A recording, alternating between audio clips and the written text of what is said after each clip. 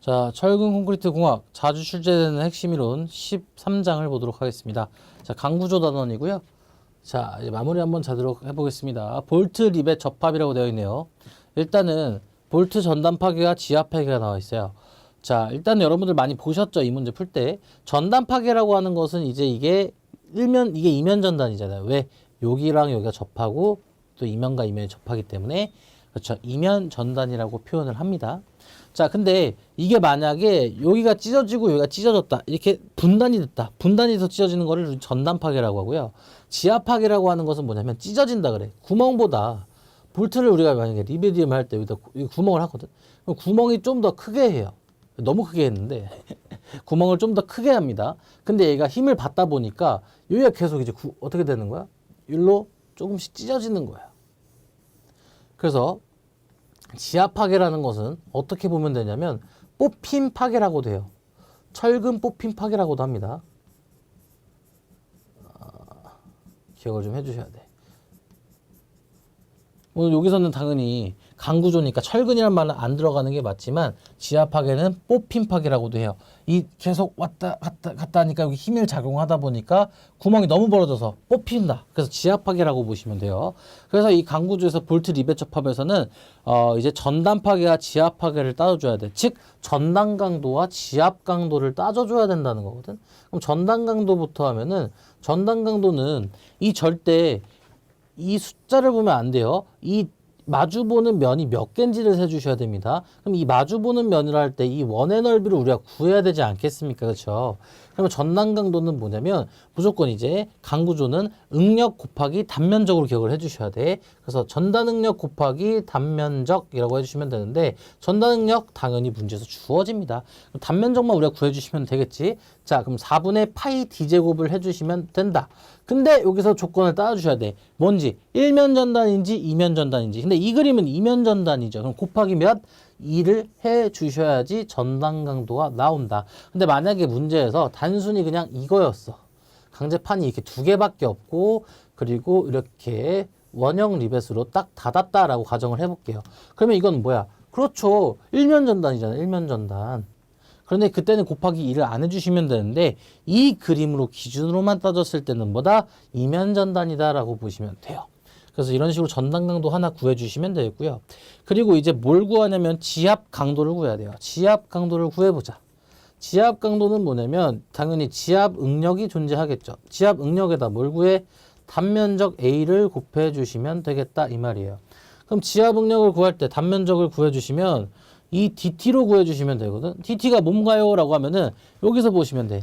자, 요게 당연히 하중이 지금 P로 존재하기 때문에 얘도 여기서 이렇게 하중의 반반 2분의 P, 2분의 P가 존재할 겁니다.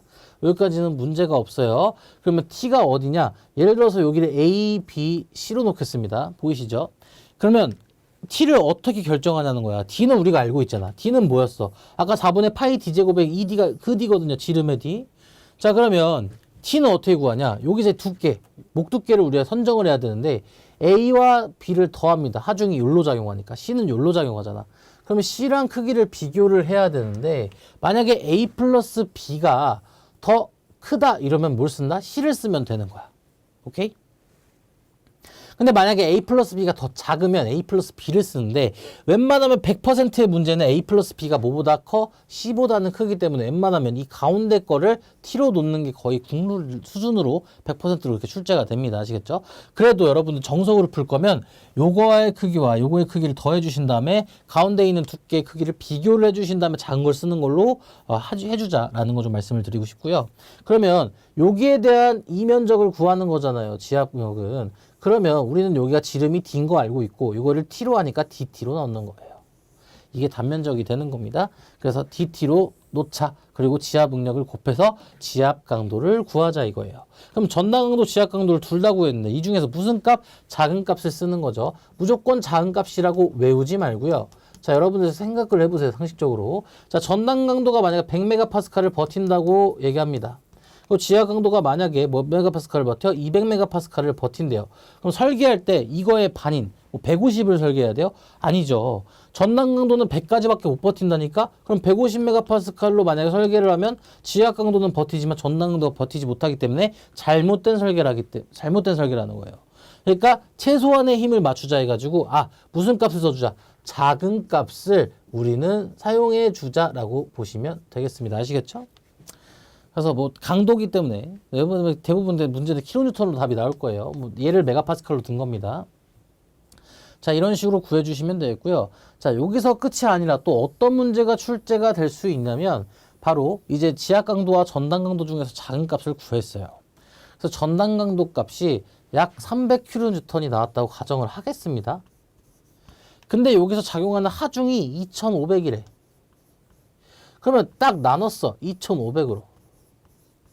자, 그러면 하나, 둘 지어지니까 8점 몇몇몇이 나오겠죠?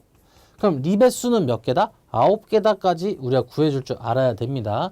자, 이렇게 예를 든 이유는 뭐냐면, 자, 우리가 전단 강도를 구했어. 전단 강도를 구했더니, 전단 강도가 300까지 버티더라, 이 말이야. 근데 양 옆에서 인자항력이 작용한 하중이 2500이라는 거죠. 그러면 이 지하 강도 하나가 버티는 데 있어. 이 볼트 리벳이 하나 버티는 데서 300을 버틴다면 2500을 버티려면 8점 몇 개가 필요하다고 보셔도 되겠죠. 근데 이거는 무조건 반올림, 내림이 아니라 무조건 올림을 해줘서 예를 들어서 8.2가 나왔어. 근데 여러분들 개수를 구하라 그랬는데 8.2개 이게 틀리잖아요. 그렇죠? 그럼 몇 개로 해주셔야 돼? 여유 있게 9개 올림을 해준다라고 보시면 되세요. 그래서 이 볼트 립의 접합은 뭐 지하 강도, 전단 강도 크기를 비교해서 작은 값을 써주는 것도 물론 많이 출제가 되지만 뭐 립의 수를 구하라는 것도 엄청 출제가 잘 되기 때문에 나중에는 이 하중을 고려해가지고 우리가 나온 그 지하 강도나 지하 강도나 전단 강도에서 작은 값을 나눠주면, 그치? 립의 수가 된다까지도 알고 계셔야 되고 복습하시면 될 것 같습니다. 원래 문제로 나오려 그랬는데 워낙 개념이 조금 중요하다 보니까 이걸로 설명을 드렸고요. 자, 나머지는 이제 다 문제로 그냥 냈습니다. 자, 그림과 같은 용접위험에서 이음부의 응력은 얼마인가 라는 문제예요. 자, 문제를 푼다는 기보다 보겠습니다. 자, 일단은 인장력이 존재합니다. 동의하십니까? 그쵸? 자, 그러면 이 뜻은 뭐냐면 내가 강판과 강판이 있을 때 강판과 강판이 있는데 뭘 하겠다는 거야?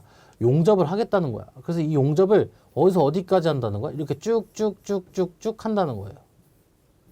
자, 이렇게 강판이 있다 가정을 했을 때 그러면 우리는 뭐만 따져주면 돼? 이 보라색깔 유효 목두께 A만 따져주고 그리고 유효 길이 L만 따져주면 되는 거 아닙니까? 그래서 A와 L을 곱해주고 P로 해주시면 된다 이 말이야. 근데 이 문제는 어떻게 보면 낚시라는 문제라고 할 수가 있는데 뭔가 대각선으로 처리를 했고 그리고 또 45도라는 각도가 나와 있기 때문에 뭔가 사인과 코사인을 써가지고 그걸 이용해야 되나라고 하는데 그러실 필요 있다 없다? 없다란 말이에요. 왜 없냐면 이 하중에 작용하는 이 수직인 선만 보시면 돼요. 그래서 이 수직이 뭐다? 투영 길이죠. 이건 수리학에서도 여러분들 배우셨을 텐데 이 투영 길이가 실제 우리가 이용을 해야 되는 길이다라고 보시면 돼. 근데 만약에 사인과 코사인을 이용하려면 어떻게 해야겠어요? 하중이 이렇게 존재해야겠지. 이거와 수직으로 하중이 작용을 해야 여러분들이 약간 사인 코사인을 이용해야 되지 않을까라는 생각을 하는데 전혀 그럴 필요 없다. 무조건 뭐만 본다? 이 작용하는 하중의 수직인 길이만 보면 되기 때문에 이 길이가 몇이에요? 250mm라 나와 있잖아.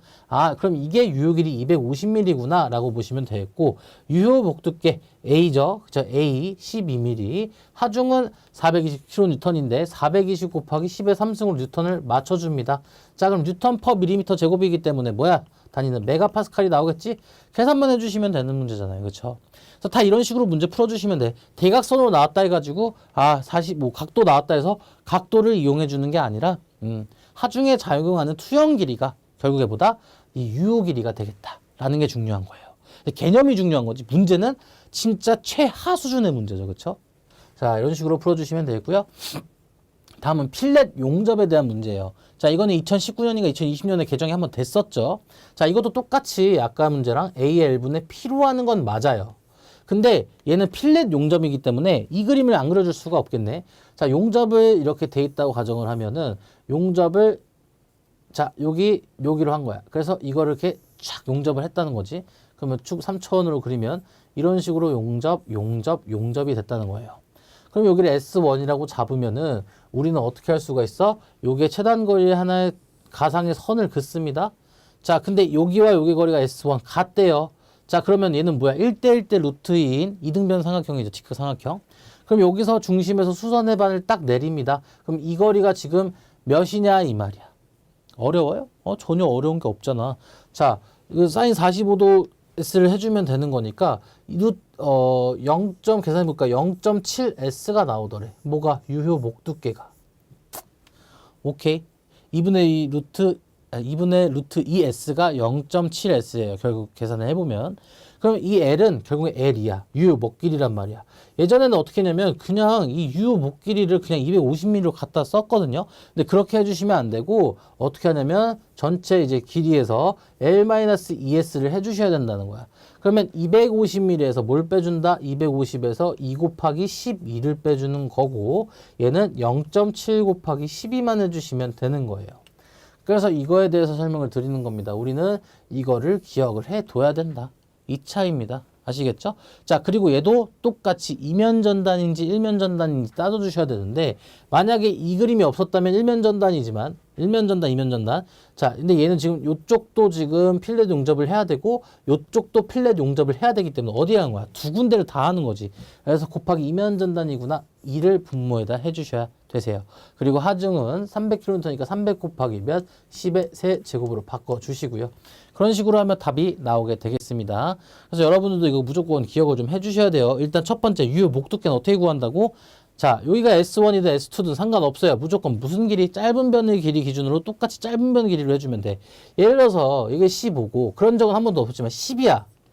그럼 뭐가 기준이 되겠어? S1을 기준으로 해가지고 S1에 맞게끔 똑같이 10으로 해줘가지고 이등변 삼각형을 맞춰줘야 된다라고 생각하시면 돼요. 아시겠죠? 그래서 이런 식으로 문제 풀어주시면 되겠고요. 이제 마지막 인장제의 순단 면적에 대해서 우리가 구하는 방법을 좀 말씀드릴게요. 자, 문제 한번 보겠습니다. 자, 두께 19mm 평판의 순 단면적을 구하시오 라고 되어 있습니다. 일단은 여러분들 인장제 순 단면적 구할 때 볼트 있죠, 볼트. 볼트 구멍이라고 안 나오고 볼트의 직경만 나오면 무조건 구멍의 직경을 우리가 신경을 써줘야 돼요. 그러면 구멍은 어떻게 구하냐? 볼트 직경에 볼트 플러스 3mm다 라고 보시면 돼. 3mm. 이거 설명이 대부분 못 들었을 거예요. 근데 출제는 됐어요. 리벳에 대한 설명이에요. 자, 리벳에 대한 설명은 어떻게 하냐면 20mm 이상일 때, 20mm 이하일 때, 그리고 20mm 초과일 때, 20mm 초과, 얘는 이하라고 놓을게요. 자, 20mm 이하이면 리벳은 플러스 3mm가 예전에는 그렇게 했었어요. 근데 개정이 됐죠. 20mm 이하이면 플러스 1mm고요. 20mm, 얘는 200mm로 되어 있네. 20mm 초과일 때는 플러스 1.5mm를 해줘야 돼요. 리벳일 때는. 이것까지 기억을 좀 해주시면 좋겠습니다. 아시겠죠? 자, 그래서 순단면적을 구하기 위해서는 순단면적은 AN으로 놓죠. 자, 순폭을 구한 다음에 뭐만 곱해주시면 된다? 두께 T만 곱해주시면 되겠죠. 그럼 결국에 T는 나와 있고 두께가 BN을 구하는 게 최종적인 목적이겠구나라는 걸 알 수가 있겠죠. 자, 그러면은 우리가 가는 방법을 게임이라고 생각하라 그랬어요. 위에서 아래로 가는 게임을 선택해보자 라고 하는 건데 첫 번째 가는 방법 하나가 있겠죠. 그렇죠? 두 번째 이렇게 가다 이렇게 가다 그냥 가는 방법이 있겠죠. 세 번째 이렇게 가다 이렇게 가다 이렇게 가다 이렇게 가는 방법이 있겠죠. 그러면 세 개만 써보면 된다 이거예요. 첫 번째. 근데 방법은 있다. 총 폭에다가 구멍이 몇 개야? 2개죠. 그러면 ED를 빼준다 라고 생각하시면 돼요. 자, 지금 이거 했어요. 그럼 두 번째 이거 할 거예요. 그럼 총폭에다 구멍 몇 개죠? 2개니까 ED 빼주고요. 대각선은 플러스를 대신 해준다. 대각선으로 갔기 때문에 플러스 4지분의 S제곱을 하는 거구나. 자, G라고 하는 것은 폭이라 했기 때문에 여기 몇이죠? 50mm 폭 갖고 있으니까 50 대입해 주시고 S는 간격 75니까 75 대입해 주시면 되겠다. 어려운 거 있어요? 없어요? 없단 말이야. 그럼 세 번째 따져주신다. 자, 구멍이 어떻게 몇 개야? 3개니까 BG-3D 여기까지는 이해되셨고 대각선이 2개인데 뭐가 달라? 폭이 다르니까 오케이. 플러스 4지분의 S제곱인데 하나가 아까 이거고 그리고 4지 2분의 S제곱이다. 이런 식으로 나올 수가 있겠네요.